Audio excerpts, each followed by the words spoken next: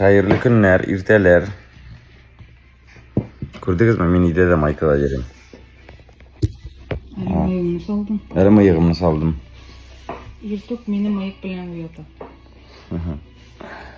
Şulay, şarapcan bilen degen.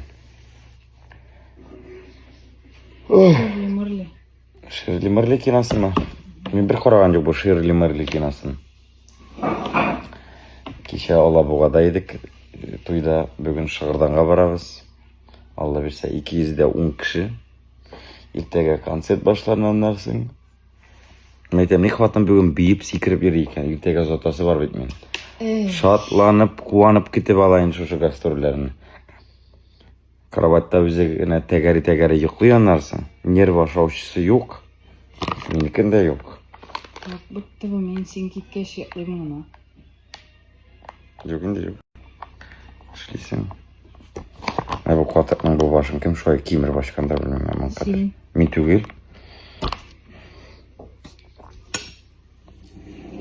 Вот şolay. Baydan beri men fiyhuva. Nişegale seniki dürsürek. Yok. Fiyhuva varini saşattı. Şuna bir şavup vereyim hazır. Şimdi haller bizde. Şapka.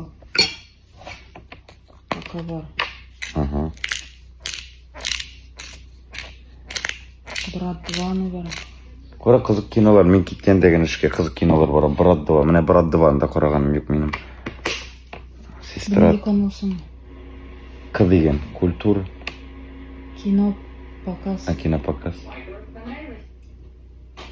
Давайте пока кино варам. Sen ne hoşum tamam. Sen düşeresin что ли? Yok. Ha? Ağzını açma. Galoş bilen ketesin. Hayır, toş. Şırdanğa barıp basayım galoş bilen. El yarayım var. Hey, Eytip tırıgan. Ağırsız.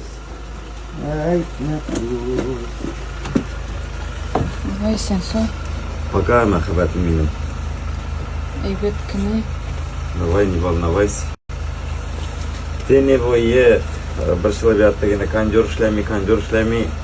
Bu pultkada vasparibistigi pult kızıl oldu.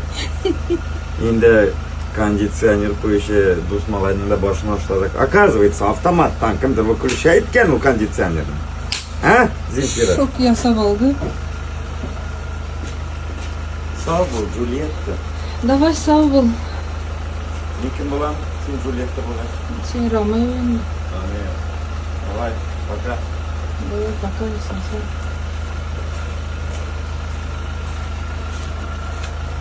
Gitti.